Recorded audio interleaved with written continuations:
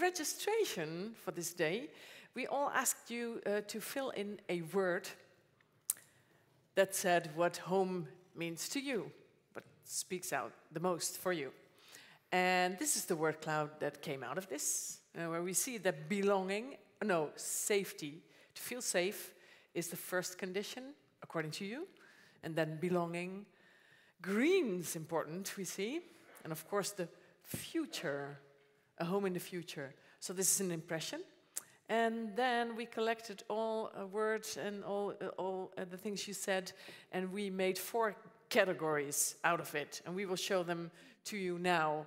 Well, we said safety, belonging, community and caring is one. Nature, environment, you see it. Health and food. Today, regenerative and water and clean water also. And of course, the future, the family, what's going to happen with our children, will they be at home? We would like to have a small insight on how that counts for all of you. So would you please make a choice? It's impossible, of course. What word, if we say that safety is A, and we say that nature is B, and we say that health, that department is C, and the future part is D, would you please pick one of those? And if I say, who chose A, will you please stand up? Please stand up. You have to pick one, just go. And we have the catch boxes here, I think. They were, yes, all right. So maybe you can throw the catch box to one of the people on this side, yes? Make eye contact first, otherwise it will be, woof. Just throw, yeah. Anyone, go. Catch, yes. She's passing it on. Can you tell me why that is the important part for you? Yeah, I think it's a feeling. Yeah, feeling others, like being with others and feeling comfortable with them. So also in the community of sustainability, I feel home. Oh, in the community of sustainability. Yeah. These are your people. These are my people. Yeah. Here I look at the picture, I feel like embraced already by not knowing others, but still feeling that I connect. It's lovely. Can you put an arm around him because you're next to him and you just gave him the microphone? Good. Now he's at home. Thank you so much. Thank you. You can sit down. Wonderful. Yes. And if I say B, nature, environment, the eco-friendly part, the fair part, please stand up if it's your pick. Maybe you can throw the catch box towards that man with the mustache and the white shirt, yes. Hello. Hi, yes. You're more than a mustache, I know. Well, you don't. It's true. Why? Hi, I'm Paul. What I filled in my application form, I think, was coexisting. I remember thinking that the bird was next to my door. Yeah. We had to figure out a way for the bird not to fly away and for me to still exit the house. And that's when sort of this idea of coexistence, and I think that relates to fair. And how did you manage to leave the house without chasing the bird away? Some time grew over it, and we managed. Yeah, I mean, the dove didn't manage, it flew away, but you did. The merel, how do you say that? Blackbird? Blackbird, yeah. We did, yeah. Oh, okay. So it takes a little patience and a little time to live together. Yeah. Good story. Yeah. Thank you. Thank you so much. Thank you all. Thank you all for standing up. Sit down again. And then we have the health and food people. Like, how important is food? Carolyn, you're not standing, no. I stood up for community because there is no community without food. There is no community. Oh, you said community without food. Oh, yeah, so it's already there. Yeah, okay. So that says it all. Yeah. All right, we'll go to the next part. The future, family and children. Who says that's my choice? Yes, over here. I would like maybe the lady with the here in the front. Yes, throw it to her. Yes, lady with the long hair and the glasses. Yeah, okay. I hope that we. What's your name? Sorry. And I hope that we go think together more in the future, because I think we have to think about our next generations. All right. As an earth for the other.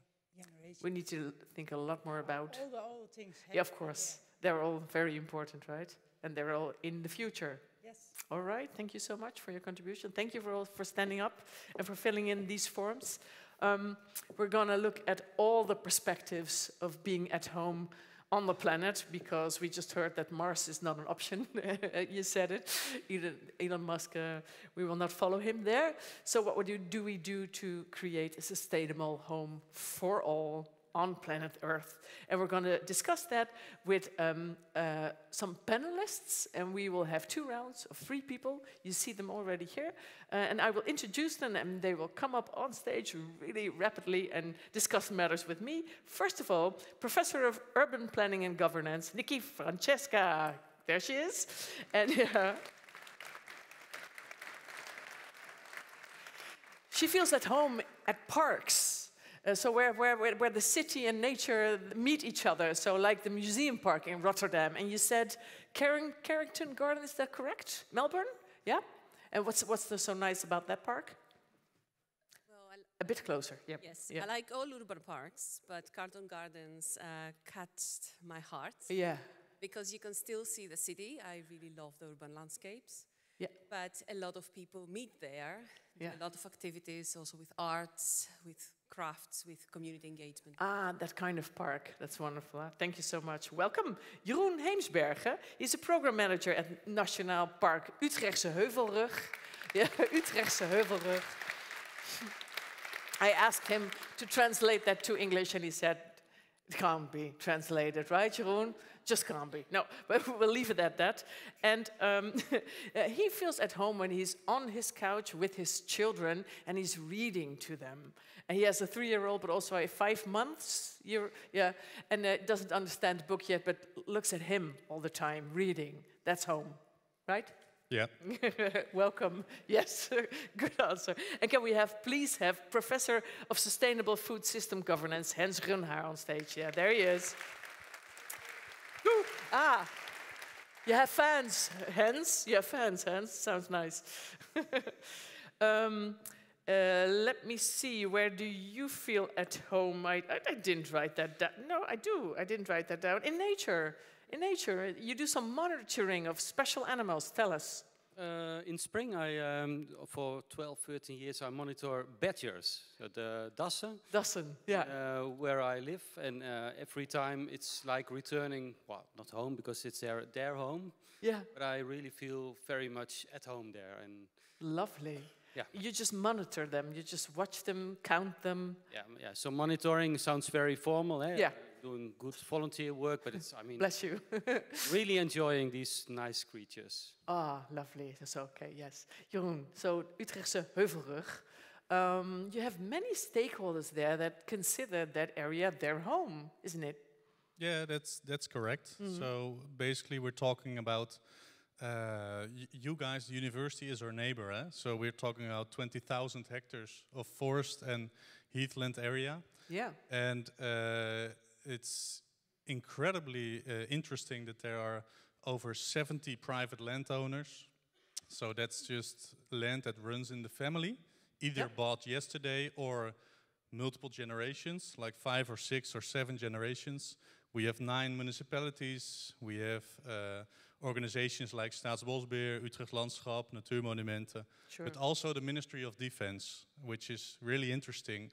Well, try to collaborate with that. Yeah. All the different visions and ideas and plans.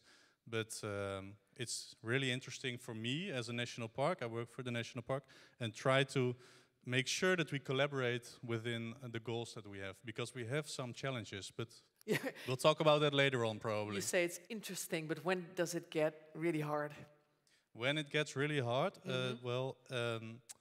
Usually when different conflicts arise, when they have different types of vision, and when they have different timelines. So the private landowners, they already think generational, because they think, okay, my children, family is really a part of that, and they think already generational.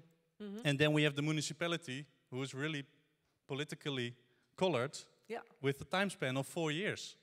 So that's when we step in and we are independent. We don't own any ground, and we try to make sure that each party collaborate for the greater good, which is maintaining and enhancing nature, landscape, and cultural heritage. Yes. And we do that together also with the university. We have a strategic alliance with the university and the hogeschool as well.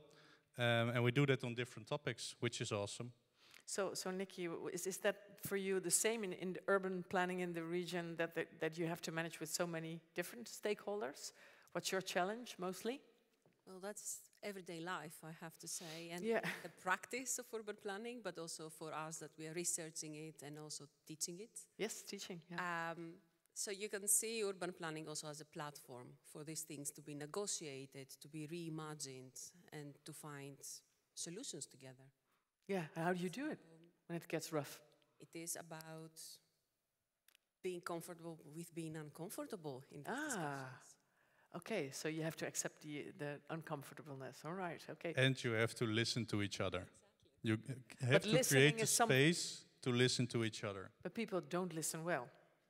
Usually, it's a hard skill. generally. That's what everybody knows. So how do you handle that? Deep question. I think you need to create a safe space. You need to create the institutional space. You need to also have trust and hope in the community, and also to articulate the for what and why we do this. Okay. Sometimes we get entrapped in a way of the ways of thinking. We need to open that. Yeah. We need to think more broader, and we need to shift our thinking if we are to work together. All right. Yeah. Hence, the food governance system. We talked about that this morning already, about food. So what's your perspective on that? How it helps us feel at home? Yeah, I really liked this metaphor of home because when I thought of it, I think home is not only being comfortable in your own place, but also you have roommates, you have neighbors. And if I look at from this perspective to the food system, I think there are big problems, but the main problem is that we're not good neighbors. So we as citizens, we are really alienated from farmers, and I think Caroline already explained this. There's a big divide between the urban and the rural. And I think if we really want to make this a home, not only for citizens, for farmers, but particularly also for nature, we need to reconnect. So we as citizens, I think in our roles as voters, as volunteers, but especially as consumers, we don't support our farmers, but instead rely on imported food, whereas the farmers export their foods. Yeah. We can, of course, say, well, we want farmers to be more sustainable, and that's also a democratically chosen policy. But if we don't support them, and the other way around, if there's not mutual understanding, which comes from both parts, we don't have a nice home. All right, you're nodding heavily. So you see that too, that we are not good neighbors to farmers, especially? Well, not for the farmers, but more about how do we reconnect with what we feel at home, right? And in cities, all our urban parks, urban green spaces can make us feel at home, and it also provides opportunity for us to reconnect with meaning, to create new sense of belonging. And yes, it's true. But you say, hence, especially with farmers, so you say we have, what's the misunderstanding there? How come? I think, well, there are quite a few misunderstandings. I think that many citizens don't know what's happening in the agricultural landscapes. If I talk only about biodiversity, they see a green grassland and think, well, that's biodiverse. Well, that's not biodiverse at all. The other way around, I don't think that sense of urgencies always are the same. But I particularly, what I think is missing is this attachment to the surrounding agricultural landscapes. Yeah. There's a big disconnect, I think. And if we don't care about these large areas, I mean, for the Netherlands, it's 50% of our land surface, and I mean in Europe, it's I think something like this. We don't care, then we let it being eroded and so you have some understanding for farmers protesting because they feel unheard, or not. Well, I think that there are, He's like, I'll talk to you later. Jeroen, what do you think, Jeroen? You go first. It depends on the way they do it. But yes, of course. You know, we see because I collaborate also with farmers in the flanks of the Heuvelrug. Because as you see on the picture, you know, the green area is the national park, but we also operate on the flanks within our urban area, within our agricultural area. Because that is where we really can make an effort to increase everything. You know, the key lies there, because nature, you know, where there's a tree, we don't plant another tree. So if you want to increase nature into one, if you want to connect the landscapes, you start with the flanks, and that's also where the opportunity lies. But we see a lot of farmers willing to change, but they need perspective. and they are not getting perspective at the moment from the government, so they are looking for other ways and other forms. And we are doing that, and just to show you guys, we do a project now with agroforestry. So it's just pilot-wise, 1 hectare. But by doing so, and we enable also the university to do research on that, so we create a knowledge base. And you need to create a knowledge base in order to make steps forward. And what's the perspective in that pilot for the farmer? Well, the perspective is twofold. One of it is just to get, you know, to get a bit of knowledge on how does it work, because they are redundant. To change it on a large scale, so you need to start small, because you need a different type of maintaining the land and you know harvesting, but it's also socially. So we see that a lot of farmers are into you know retiring and giving their land to the next generation, and the next generation wants to do it differently. So they want to try out new things. That's what we see. It helps connect generations as well. Yeah. That's nice. So Nikki, in urban planning, when you think of that, do we consider feeling home a factor enough, you think? I think just to also follow up, it is about the connections we make, right? So it is how we connect our reality, our experiences in the city and also in any type of place with what we want to see in the future. So it is also the connection of today with tomorrow. So what do we want to see in the future, if it's up to you, in planning? Well, I would like to see more connections across the way we speak and understand the cities, and less divisions, less divisive narratives, divisive visions, polarization in society, because that also depicts of how we feel we connect with our communities and also with the places we live. So home also has, to me, a very place-embedded meaning. And you cannot feel connected to place if you are divided in your heart, in the way you speak about it, in the way you speak about today and tomorrow.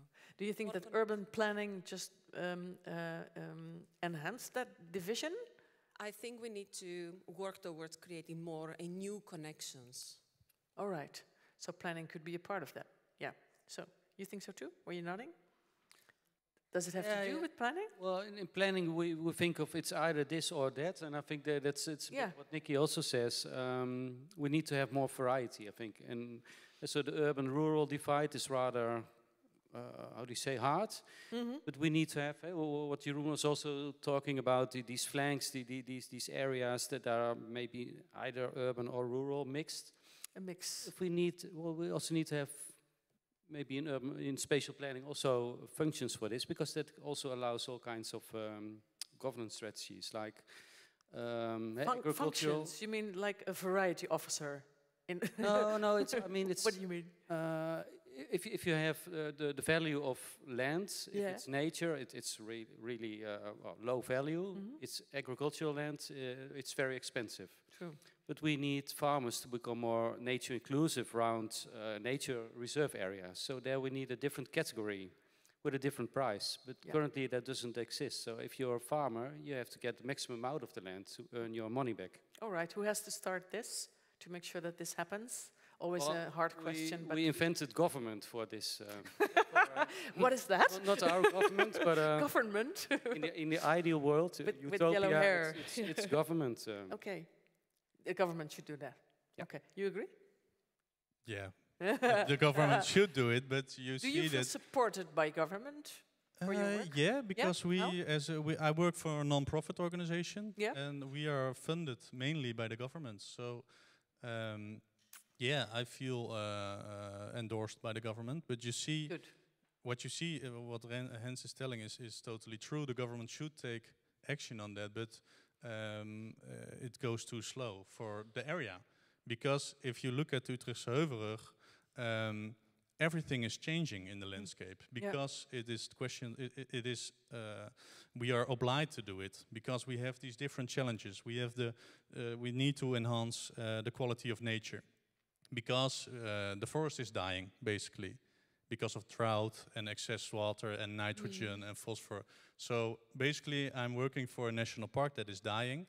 And we have in the flanks all these challenges regarding building new houses. You know, we need to restructure the cities. We need to restructure the agriculture area. Okay. So if you look outside of this building, a whole huge area has to change. So how are we going to do it? And we can't rely on the government to just fix it all. So we have to do it ourselves as well.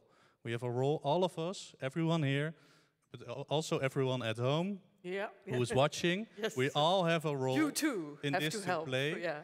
And I invite everyone to be a part of it as well. But how? To be specific. How to be a good example. That's where it starts. And to start a movement from below. Some would call it grassroots. Some would say just be a good example, be a good neighbor, and start working together. But also create these pilots, create research, create the knowledge base that we need. Because we, in principle, if you look at the system, how does it work? We know almost nothing. All right. Because we don't monitor, we don't measure. In the Netherlands... He does monitor. He does, on a small scale. Yeah. But it's a complex system. Yes. And the thing is, the government stopped monitoring 10 or 15 years ago. When did Bleker stopped all the nature? 15 years ago. But before that, we also weren't that keen on monitoring everything. So we are really have a knowledge, you know, a deficit, and we need to create more knowledge. That's why we also work on campus. Yesterday I was here trying to set up a living lab around water, for instance, because we know water is an issue, but we don't know what is the knowledge base that we need to create change. All right. So where are you going to change? Where's the head of? Yeah, where's the head of change? You need knowledge for it. That's quite clear. So to conclude already, in the region of Utrecht, where you all, of course, are familiar with, what is going on that is really hopeful, you say, creating a home? Well, I think on our campus, we're really making big steps, and I'm looking at my colleagues over here in enhancing biodiversity with the whole community. Yeah. So that's where we do it in small. Well, it's not so small, but we also have an organic farm there, which covers, I think, 1/3 of the whole area.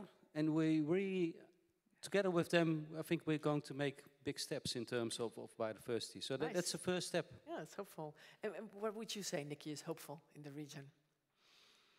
Well, I think our community here, our Pathways community, is a big vote to hope because we are creating new connections, working with people outside the university and with each other.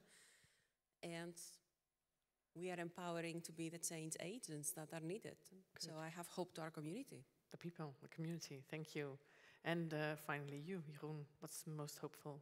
I couldn't agree more. I mean, that's just the way that we collaborate. And I was studying quite long, for 9 years. I had the luck that I was in the situation that I could do that.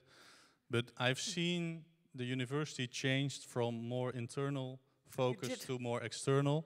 And I think that's also a way that that's the key to success for this region. And I would love to see that regional collaboration increased on all these topics, but especially on when we put them all together. And that's the most hard part, to put them all on top of each other and look for solutions, because we're all focused on different areas. But the hopeful part is that it is changing. It's changing at the moment. Also in the province of Utrecht, not only here, also in the province of Utrecht. So that's good. That's wonderful. All right. Thank you. I want to thank you so much. Maybe you can leave the mic on the chair. Nikki, Jeroen, Hans, thanks. And we shift to a more global perspective on the feeling of home.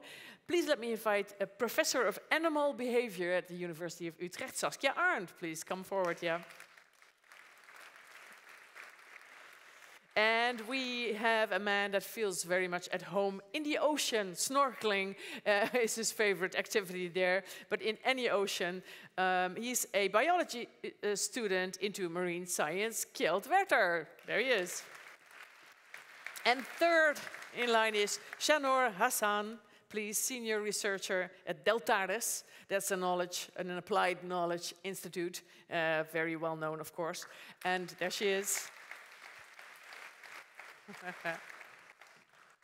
Her answer to my question of where do you feel at home, or it was poetry in itself. She said, there where my mother is laughing, laughing, laughing, laughing, laughing, you know, laughing, laughing and laughing, right? Where your mother is doing that, that's your home. And Saskia, what was your place where you felt the most at home? Yeah, I feel at home where my family is. Your family, yes, also.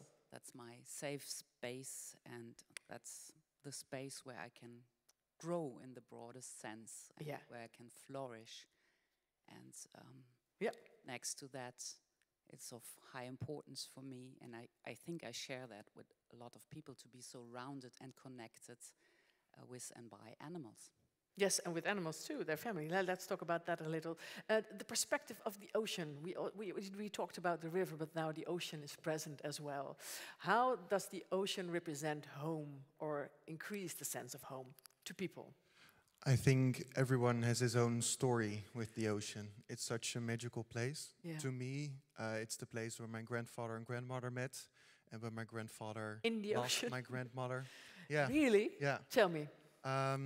Yeah, they lived in Noordwijk and met each other there. Oh, and at the ocean. on the beach of France, he left my grandmother as well. But it was a very magical thing. Wait a second. At the beach of France, he left? Yeah. Oh, wow. Why did he do that?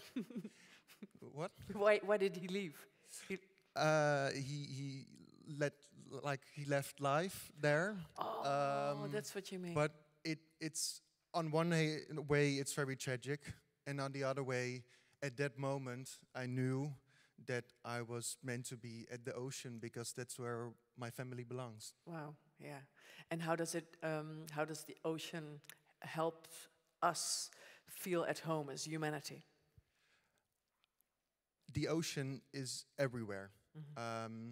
Even in Utrecht, we can see signs of the ocean by the institutes, but also by the water that's flowing to the ocean. Yeah. And I think that's the magical thing about the ocean, that no matter where you are, you always find a piece of ocean in a couple of meters, and you feel connected to it. It's just everywhere. It's life. Okay, Shanor, you told me that you feel that we don't, especially living here in Western Europe or in Holland or in Utrecht, are not aware of people's complete different perspectives on feeling at home in the world. Could you tell me a little about that? Sure. I can refer to the Global South, the deltas in the Global South. Yeah. So home, I was very amusingly looking at the word cloud, and there were words like safety, care, belongingness, but there are many examples of deltas in the Global South where safety or even the very question of home is as non-existentials or continuously being challenged by people who do not belong to those deltas. Yeah. Because to my understanding, home also provokes the question of equity and justice. Because home is not an isolated entity. It is a part of a larger social and ecological networks. Mm-hmm. And that brings, or that provides you the right to access to the resources that these networks offer. Yes. Now, these Eurocentric development interventions or ideas of sustainable models, that has plundered the very waterscapes and landscapes where these homes in the deltas, for example, deltas in the Philippines, you all know about or have read about the Manila airport development, or the southwest deltas in Bangladesh, my home country, where the Dutch polder promise has been reproduced. And also, there are many other examples. We can also go to Beira in Mozambique, where there has been deliberate processes by the World Bank, and other development agencies, where they have excluded the informal spaces with a sense that nothing can be done there anymore. So, So plundered, you say? Yeah, I use the word plundered. All right. Yeah. Plundered. what's the first thing that we should do about that or be aware of today? What I simply term and try to also practice myself is what I call unlearn and relearn. We need to unlearn that what gives us the authority as experts, including myself, is our formal recognition of having education, having the power of knowledge, right? And you asked previous fellow panelists about, you emphasizing on how. We really don't know how to connect with the other forms of expertise and other forms of experts, whom we call traditional or informal, right? So how to connect with that? That can be a question that we should always learn and be reflexive as much as we can. And stop the judgments, that's what I hear you say. Thank you so much. There's more animals.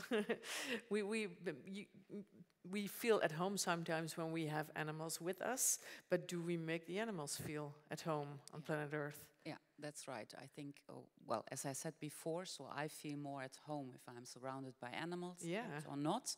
But I'm aware that's a very anthropocentric view on... What's the controversy? Absolutely. But I'm also very aware of the fact that animals also have an interest in a safe place, a place where they can also grow and flourish. Yeah. And I think there's a huge responsibility for us as humans regarding these animals. And very often I get the question, but why should I care about these animals? Of course, I think it's important to realize we do not live alone on this planet. So we have a responsibility and we have the superiority also to take care of animals and their welfare especially. But those animals, you know, it's not just that you're based on sympathy or even empathy for animals should take care, but I think we need to realize much more how much we depend on each other. Yeah. That's so important. How do we depend on animals, in your view? Yeah, in many ways. I mean, in first instance, what I said before, so they make me maybe feel at home. Yeah, for many people, an animal, a companion animal, is really part of the family. People tell me that very often. Sure. But a very, very simple example is think about pollinators and their role for our food.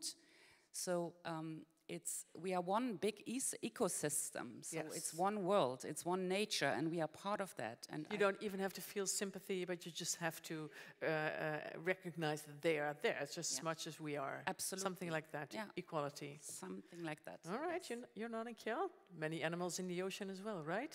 Yeah, a lot. Yeah, and I totally agree that we really have to be aware of the fact that we're part of the system and that we don't control the system. And often when I talk with people about the ocean, especially in the Netherlands, we control it. We try to. Yeah, we are the controllers of the ocean. Yeah, we're kings of the world. As we have learned in our history books. And I hate that idea. Oh, you hate that? Okay. Yeah, I hate it. So many Dutch people are proud of it. Because it's not something. It's not real. We don't control it. We're part of it. Like we can collaborate with the ocean. Yeah. But why should you want to control it when it gives us all these ecosystem services and all this prosperity? I really hope that we can shift from controlling, or as we now call it, managing, because it sounds water nicer, management, to collaborating and being part of it. Can you just tell me a little about how that would work? Because if we stop controlling the ocean, Holland is gone in a flash, of course. The ocean will take over right away. So what is the part where we work with the ocean instead of controlling it? I think the first step is really shifting the way of thinking, as my colleague already said. Yeah, all three of you. The new generation isn't biased on a lot of topics, and I think that to me it is very important that all stakeholders within that like take part within the ocean are taken into account. So the animals, every country, not only the Western countries, but also the youth, because I really realized that when I heard that the ocean was in danger, my home was in danger, I couldn't do anything because people didn't listen. There weren't any bodies that I can be involved in. And that's really the most devastating feeling ever, that you cannot protect your own home. And that's what I really try to do, get youth connected to the ocean, but more important, to the change makers in the governments as well. And does it work? Do you still feel powerless there, or is something shifting? I feel a bit more powerful right now. That's nice. Good. Yeah, but with the help of a lot of institutions. Yeah. And you, Shanora, do you feel hopeful or powerless, or do you feel there's something changing? From which end? like Kjeld said, there's a new generation becoming more aware, having a different perspective. Do you feel that too? Indeed. The newer generations are much more aware than us about their unconscious biases. Yes. Okay, and is that the same with the animals? Do you feel a different generation treating animals differently? Yes, but I think there are also older people being interested in a safe space and good welfare for animals. So both, I think we should collaborate, not just put it on one generation. No. However, I think it is important to realize that now we make decisions and take actions or not that have potentially at least tremendous effect on future generations. And I think the solution is, like we do today, engage into dialogue with each other. And then the outcome should be, in my view, a much clearer vision of the future we want for the planet, including all living beings, actually. Because only when you have such a clear vision, you can decide on actions you have to take or not to take in order to reach this vision you just formulated. Can you just paint us a picture concluding about how the world should look for us and animals, all of us, if it's up to you?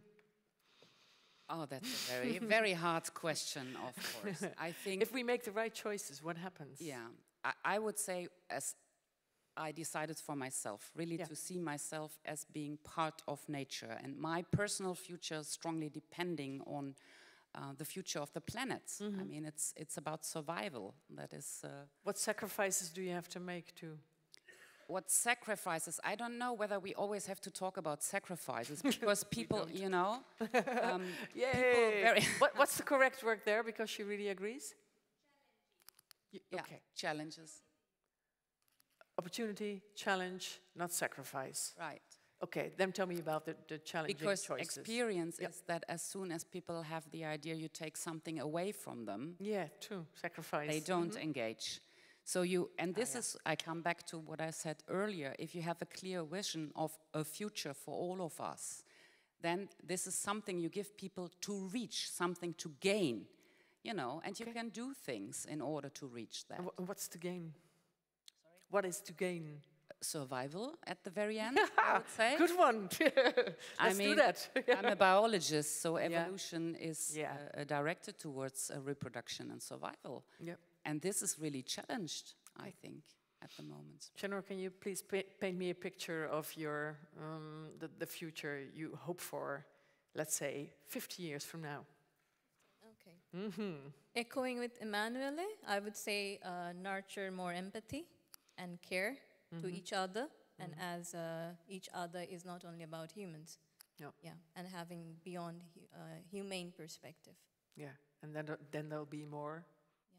And one thing I would like to emphasize, because we all sort of are stuck in this bubble of what we call projects. So we academicians, researchers, practitioners, government officials, NGOs, advocates, we all chase for or practice our empathy or nurture, care for the water and environment in project-based interventions, which are short-term. So we hope that we unlearn that and we start practicing and organizing processes where we recognize each other's agency, and we sort of move away from this very Eurocentric. By the way, I don't have any allergy to Eurocentric or any continent, but this is the reality that we need to move away from our understanding that comes from this Eurocentricism. That sort of... Yeah.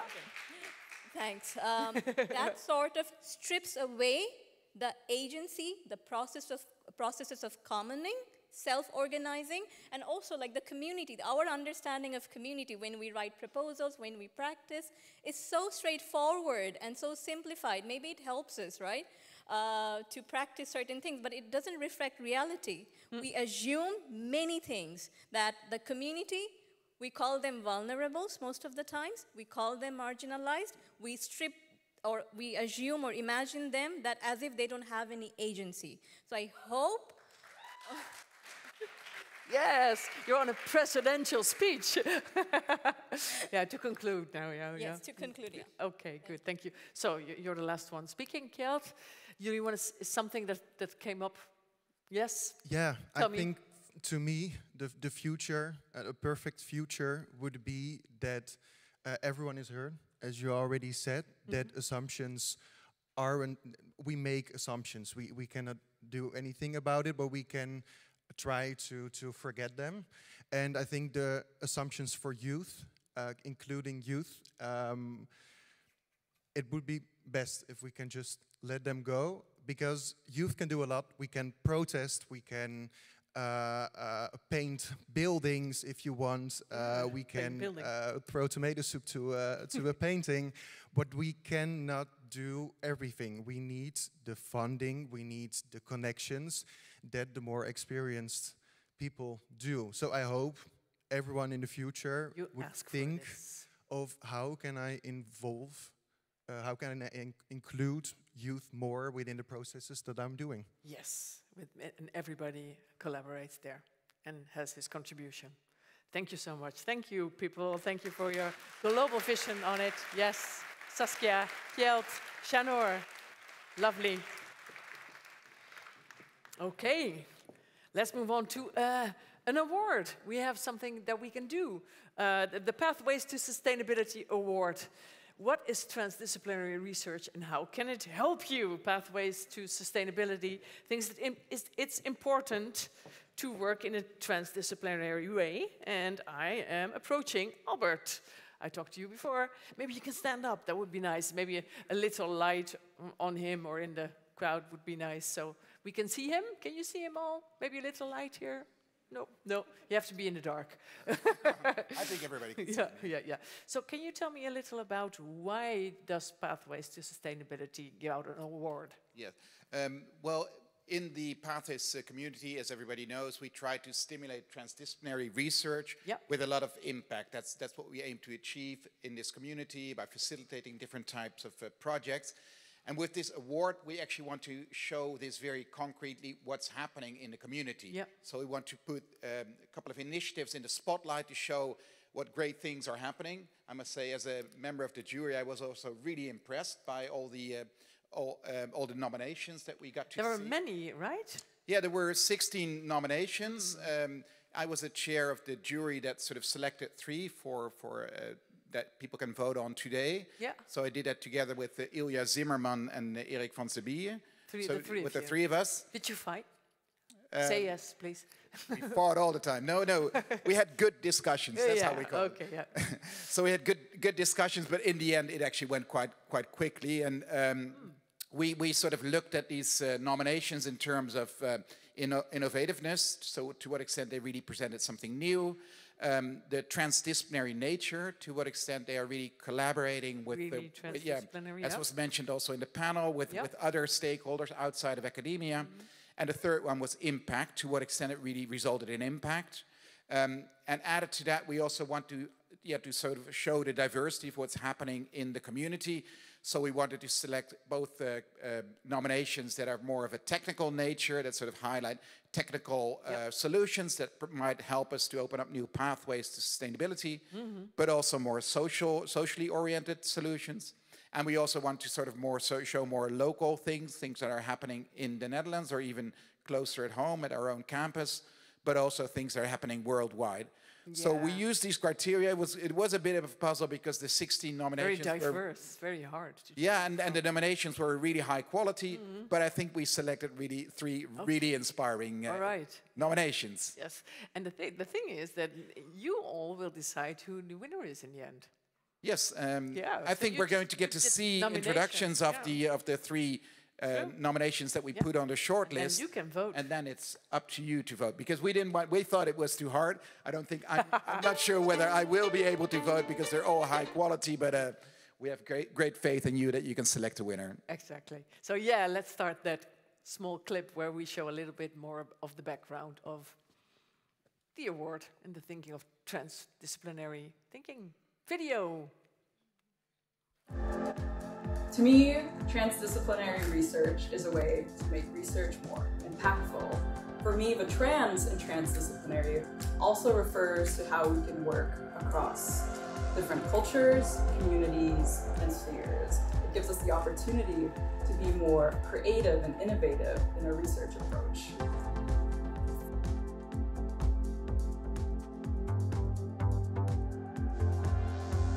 To me, transdisciplinarity is about making the university work differently. It's about taking everything we do in a university and connecting it to what's happening outside. And to do that, we need to understand that the reality of our lives is very complex. And there's lots of people involved in making decisions every day, in making solutions to some of the biggest challenges we face. So it's about us understanding as a university that we don't have a monopoly on knowledge, we don't have a monopoly on truth, and that we need to work with others from different disciplines, from different areas of expertise, and we need to really learn how to collaborate to make our knowledge work for everybody.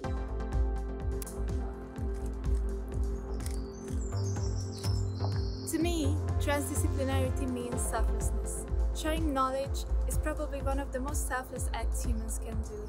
And transdisciplinary approaches encourage us to engage in this act and transcend our individual boundaries for the co-creation of knowledge. Harvesting and sharing this collective wisdom in society can foster a culture of collaboration and understanding, which we need more than ever in today's world. By selflessly passing on what we know, we create a brighter and more inclusive future for all.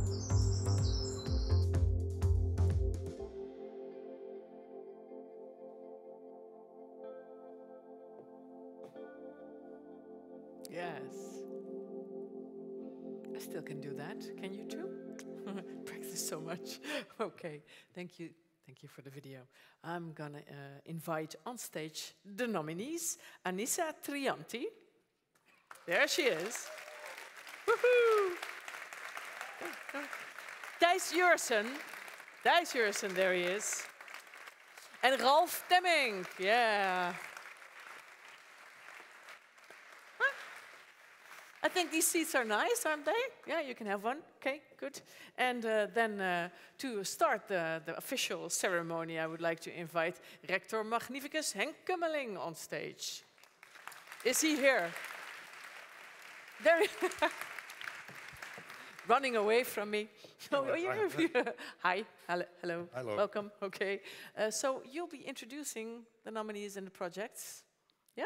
Yeah, well, and I'm very much amazed by the confidence the organization has in my it's a more ceremonial performance task, but I will help you. I will guide you through, okay? Yeah. So then I'll say to you, maybe it's time to introduce one of the nominated projects. Thank you very much for guiding me. Well, we start by the project by the name of Social Capital. And in order to create long-lasting wildlife conservation strategies in Indonesia's remote Banggai archipelago, Anissa Trianti works together with the University of Indonesia, NGOs, governmental bodies, and the indigenous sea community. And the goal is to combine the traditional wisdom of the indigenous community with the interdisciplinary research in biology, anthropology, law, and governance. fostering more sustainable and culturally sensitive conservation practices in the archipelago. The jury selected this project as an award nominee because this is an excellent example of transdisciplinary research and co-creation with indigenous communities. It's a combination of ecology and social fabric and strong reflection on what it means to realize impact. Applaus. Yeah.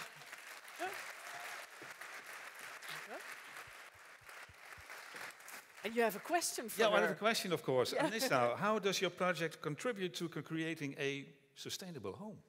Thank you very much, first of all, for a nice introduction. So, first of all, maybe personally, yeah, it's my home. Indonesia is my home. I was born there. I still have citizenship as Indonesian national, so it's home for me. And maybe secondly, it's not the project. I think the real hero of this work, I would like to refer to your call, Shanur, is remember their name? The Sea community in Banggai Archipelago, Indonesia. And also, I feel really uncomfortable actually here to represent the project because it's actually a big work of many people, including the leader, Dr. Muhammad Indrawan from Indonesia, and also our Indonesian master students, Rahmat, Rifki, and also Naufal. They work with the community. They are part of the community. And I think, back to your question, it's about helping them. So the project is only means to actually open a space for community to redefine what is future home for them. It's about coexistence. I think one of the participants mentioned that. Yeah. It's a coexistence between human and non-human that is really grounded on humility, on kindness, on respect. And I think that is something that really helps us to build the future sustainable home that we want. Let's take a look at the video. Let's take a look at the video. Yeah? We have a video impression. Okay, let's take a look at the video impression. Or, oh, there it is. In Indonesia's remote Banggai archipelago, species like the endangered Banggai crow and peleng tarsier are under severe threat from habitat loss and hunting. Yet the Sea indigenous community, despite their isolations, hold invaluable knowledge to protect the species. With 30 years of collaboration between our main partner, the University of Indonesia, and the Sea community, our project combines the traditional wisdom with interdisciplinary research in biology, anthropology, law, and governance. We work with NGOs and governmental bodies to co-create lasting conservation strategies. We focus on the community needs rather than imposing solutions. We facilitated peer-to-peer learning where indigenous village leaders visited each other and also exchanged knowledge on sustainable conservation strategies. We involve local students to document these practices and also its learning processes. Building on this work and with the recent support from the Utrecht University Public Engagement Fund, we are producing a vlog created by the community themselves, allowing the Sea community to tell their own stories. With your vote, we can expand this work, amplifying the Sea community's voice to protect their heritage through community-driven conservation action. Great. Thanks, great. Yes. All the fans. Lovely. Moving on to our we move to the next project, yeah. And this is called The Surveillance of Ecological Violence from Space. Satellite imagery is critical in documenting the ecological impact of armed conflicts. But this comes with risks, as it contains sensitive information that can be exploited by military, criminal, or governmental actors. In collaboration with the NGO Pax for Peace, the researchers have created new ethical guidelines and analytical tools to account for the ecological impact of the war. This project will help minimize the ecological damage of war, balancing eco and human-centric perspectives on conflict. The jury selected this project as an award nominee because it emphasizes the importance of ecological impact of warfare It shows innovative combination of satellite technology and the complex socio-ecological issue. It is a good example of a collaboration with an NGO, and it shows a strong reflection on the ethical side, that is the risk of misuse of data. Beautiful, yeah. Let's do the video first. A video impression? I think it would be nice to look at the video and then ask the question.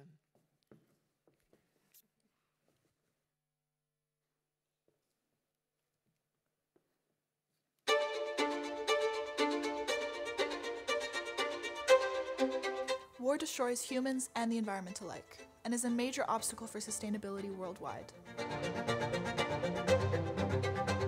Satellite imagery is critical in documenting the ecological impact of armed conflicts, showing damaged land, destroyed infrastructure, and many more. Using satellite imagery comes with risks. It generates sensitive information that can be severely damage ecologies and communities. Our work reveals how these technologies visualize and document the interconnections between these different actors and contexts, contributing to academic scholarship and humanitarian response. Together, we have created new ethical guidelines and analytical tools to account for the ecological impact of war.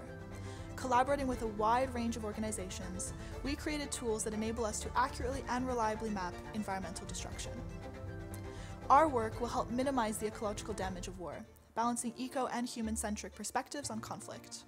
And with your vote, you can help us bring awareness to the environmental costs of war, improving documentation for ecological damage, help with post-conflict reconstruction, and contribute to future legal accountability. Okay. Question? Yeah, well, Thijs, my question would probably come as a surprise to you. How is your project contributing to the creation of a sustainable home? Yeah, well, I think my answer is also not really surprising. That I imagine that a lot of people here very much understand that war has a tremendous impact on the environment. Satellite imagery, however, has been traditionally used mostly for the documentation of human suffering. In the genocide in Gaza, for example, we see the destruction and damage to homes, the ongoing war. However, it's not just houses that are being destroyed. Satellite imagery also captures a form of environmental damage that is about making the entire area uninhabitable, unlivable. And I think that recognizing this type of violence is crucial because it's a threat to human and non-human life. And as you see in the video, we, together with PAX, but also other practitioners and researchers, we created ethical tools and guidelines to better understand and map ecological violence. To prevent this also from happening, hopefully in the future, and accounting for both ecocentric and human-centric damage in war. Thank you so much. Yeah, thank you. Okay. One more important and project. The third nominee, the final one, is called Engineering with Ecosystems Engineers, synergistically restoring threatened nature. And to reverse the worldwide decline in biodiversity, this project seeks to restore mussel beds, which are very vital biodiversity hotspots, through the use of 3D printed biodegradable structures that mimic natural environments. And to reach this goal, ecologists, restoration experts, project designers, and 3D printer engineers work closely together. Now, the printed structures are being tested in the Dutch Waddenzee. But the approach can be applied in other iconic ecosystems, including mangroves, coral reefs, and peatlands.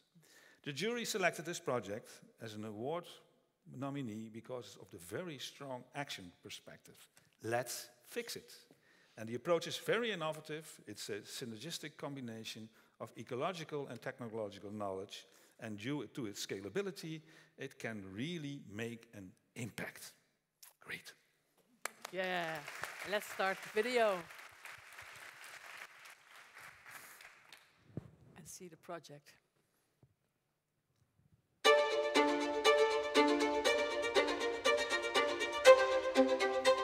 Imagine a factory where robots and humans collaborate to restore nature.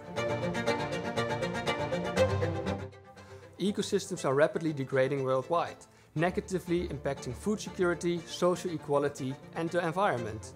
The urgent task of restoring these ecosystems is upon us, yet for many, no suitable restoration methods exist. Our team is focused on restoring mussel beds, vital biodiversity hotspots. And in this project, ecologists, restoration experts, product designers, and 3D print engineers work closely together. Our solution? 3D printed biodegradable structures that mimic natural environments. They are designed in innovative ways and made using industrial 3D printers. With interdisciplinary co-creation sessions, we've sparked unexpected breakthroughs in design. Now, large-scale field tests in the Dutch Wadden Sea show that these structures can attract thousands of mussels, providing a scalable solution to restore mussel beds. And this method is not only applicable in the Netherlands, but worldwide. Furthermore, the design approach is relevant to create restoration solutions for other threatened ecosystems, such as peatlands, mangroves, or coral reefs. By voting for us, you'll help to tackle the global biodiversity crisis. Let's bring nature back. All right. Let's bring nature back. Well, Ralph, I suppose that you saw this one coming. Yeah. How does your project contribute to a more sustainable home? Yes, thank you for the question. So our project is aiming to create new homes for the mussels, so it's a different perspective. And yeah, what you saw, of course, in the video is that these ecosystems are degrading mainly because of human actions, and there is no feasible restoration method, and that is what we try to create. And what is also very important, so mussels are habitat-forming species, foundation species, and they create also homes for all kinds of other species, things of crabs, shrimps, birds that can eat them in turn. So they fuel this very rich Wadden Sea. And what you saw, of course, in the previous talks is that nature, ecosystems are the basis of our society, but also are home to many people. At least that's how they put it in the word cloud. So that's also, we bring back home for many. Okay, great. Wonderful. All right. You must feel proud here, yeah? Don't you? It's up to you, eh? I think it's. We're gonna make these people choose between the three of them. I think that's brutal. It's almost a sadist assignment. Could you choose from them? No, you couldn't probably. Okay, let's see. Yeah, well, I could. You can but take your phone out now. I never want to ask people to take their phone during a conference like this. But yeah, you can. You know, he's going to vote for himself. You can in the Netherlands. Yes, you can if you want. We will be completely neutral. You can influence the people sitting next to you or something like that, and you will find the code and. Oh, it has to go back, not, oh yeah, because we would see the results only when they're all in, right? So not show it. Code back, 15122362. Yes. And then you will have the opportunity to vote. How are you? Nervous? Are you going to win? You don't know? Projects are very nice. Yeah, it's hard. I could that. And you feel like a winner today? Please don't show the results yet. Please don't show the results yet. No. Oh, the results are stuck. Okay. So it's sorry? No, we're still stuck at the same level. Yes, they're stuck at the same level, so not coming in. So we probably need to talk a little more about how you feel about winning today. And I think, well, of course, we are competing in a way, but I think I very much enjoy that we are also so very different. Yeah, it and is. In that it's sense, a rich combination. it is very, yes. Yeah, we all know it's true. So please raise your hand if you have voted, please. And you succeeded voting. That's good. And who didn't? Who's still struggling? Yeah, it doesn't work? Doesn't work? Or were you not able to choose?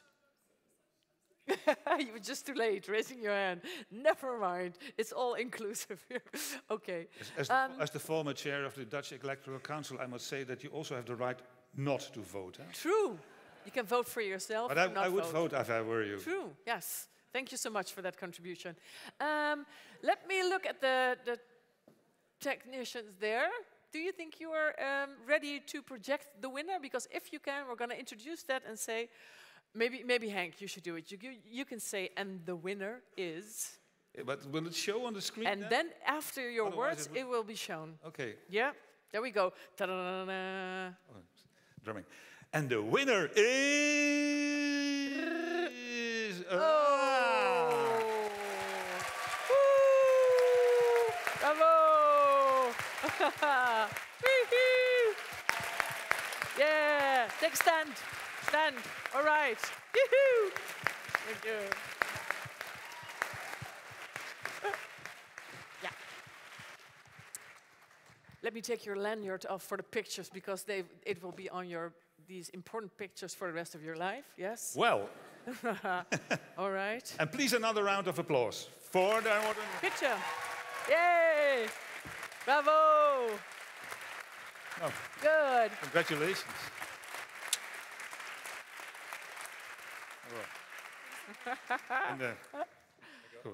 So what is the award? What's it worth? What's the award worth, Henk? What's the prize? Yes, exactly. Pay up.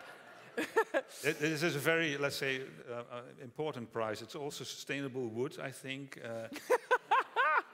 Organizing this in a very safe environment. So I think that, well, of course, the beautiful thing is that you do wonderful work for the people from your home. And I think that's all recognized by the people here. That's great. Thank you so much.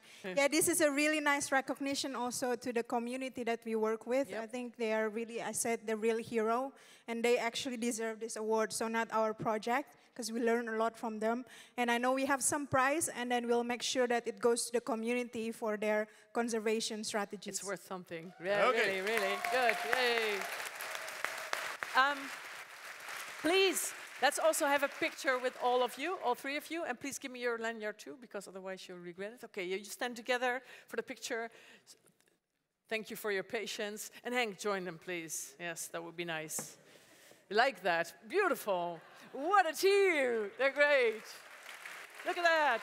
All right. Yeah.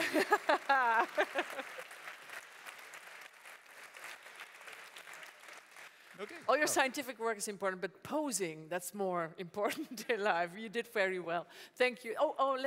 There was a request from the organization to have you on stage and have a photographer on stage as well. And then with all of you in the picture too. So then we really need some light on the audience. Yes, great. And you stand here and you face this way. Yeah, you see, photography is the most important part of everything. That's for and them. Henk, they're like there, okay. And could you please, in the audience, all raise your hands? I have specific instructions to ask you to all raise your hands. Yeah, keep them there. Wonderful. Selfie. Okay, there we go. All of us. Yay! Yeah? Woo! Okay. Whole audience. Part of your job now. Thank you. Well done. Great. Friends. Wonderful. Yes, you can leave that. Thank you so much. You did well, Henk. Good ceremony master. My pleasure. MC. Yes, Nikki. Nikki is approaching us already. That's a good thing. Okay. To just conclude the morning. Yeah.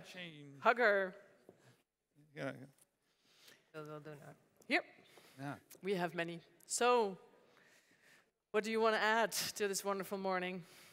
Well, another ceremonial role, but very important, because as you probably guess, for all this to happen today, there are a lot of people who contributed to run it seamlessly, to make us feel at home here today. Yeah.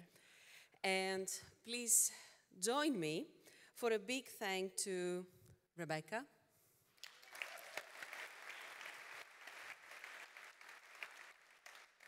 Joanne, Femke, Sigrid, keep applauding, Marie-Jeanne, Simone, Robin, Ine, Emmy, all our community managers, all the organizers and speakers, all the contributors of the breakout sessions, what's following up. Still coming up.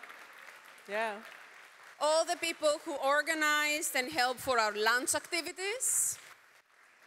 all our student assistants, the people who welcomed you when you came in, Sater Audiovisual Productions. Thank you also to Tivoli Fredensburg team, Femke, Celine, the technical support staff, Marty, Monique, and our communication colleagues, and actually everyone who has helped out to make this conference a success in some way or another, and of course our community, all of you, for being here. And I hope that empowers you to bring the change we want to see in the world at home and beyond for more sustainable futures. Wonderful, wonderful. Okay. Before you all go to lunch, we will invite the climate poets on stage. They will approach, there they go. And while you come up stage, I'll tell you a few things. Thanks for your concentration so far. We will have lunch, and at 2 o'clock, the breakout sessions will start. You know about them because you were informed of them, and we have maps. We have people to help you to go to the breakout session of your choice. But during lunch, we also still have sessions, and you can choose from a lot of interesting things, small things to do, like visit the Veenmobile. Water streams, Friesland, yes. Experiencing the eco games. You can see something about the future of youth at home, their imagination. There is a session called Recovering Local Biodiversity. There's a climate simulator VR system thing. I'm curious. There is a zombie ants VR thing. Yeah, you're looking forward to that. The homes of carpenter ants, very important. There's an exhibition about the textiles sector, and we have sustainability speed dates. I'm very curious to find out what happens there. One of them is called Look What the Cat Dragged In, Living Together with an Adorable Predator, if you want to discuss that. Have a speed date. What can employees and students and visitors at the university contribute to a sustainable home for all? Is a speed date topic. And traversing the implementation gap on nature-based solutions. So if you feel attracted to these themes, please go to the sustainable speed dates. Now we have the poets here. You also have a poetry booth during lunchtime. And the poets, climate poets, they are called, have made a poem, and you have a part of it on your lanyard, on your badge, on the back already. And they will read it out loud now. And you are invited to complete the poem with them during lunch. So please visit the booth and make it even more beautiful, right? That's the idea. Yeah, I'm saying you? Exactly. Yeah. And in the end of the day, it will be read out loud, and we will hear what the poem is like then. 16:15, we will meet each other at Park 6 after you have had all the breakout sessions, and then we will conclude the day with some of your input and, of course, poetry. Right? Okay, to conclude the morning, the climate poets, go ahead. Thank you so much. Thank you for having us. We are very honored that the poem is on the back of your badge. If you want, you can read with us, but it might be better to just hear the words. But we invite you heartily to join us later during lunch to either finish this poem or make it go in a completely new direction. Where the earth meets your step, you feel the bones that carry you, the pillars of your body and of those who came before you. You carry your body back to the house you were born in, with its grandfather's chair, earless mug, ants, leaking faucet. This is where your aunt's laughs ring, like bells, their bracelets rattling against the plates. This is where you saw your mother mourn. Your face, a long story now. The lines around your eyes, the rings of the backyard tree, long felled. Your ears still tuned to the crickets that went with it. You see yourself digging treasures out of the ground you want to be buried in. You see your children's children walking with your mother's mother. Where can you go when the lights of your city have dimmed, when home is no longer a place that can be found in the dark? Swimming with your eyes shut, hunting by feel alone? Can your body be a home a field without fences? Can the seeds in your hands be the promise of a forest? Thank you. Thank you. Thank you. All right. Okay. So please complete the poem with them during lunch and have a great lunch and nice sessions. See you later.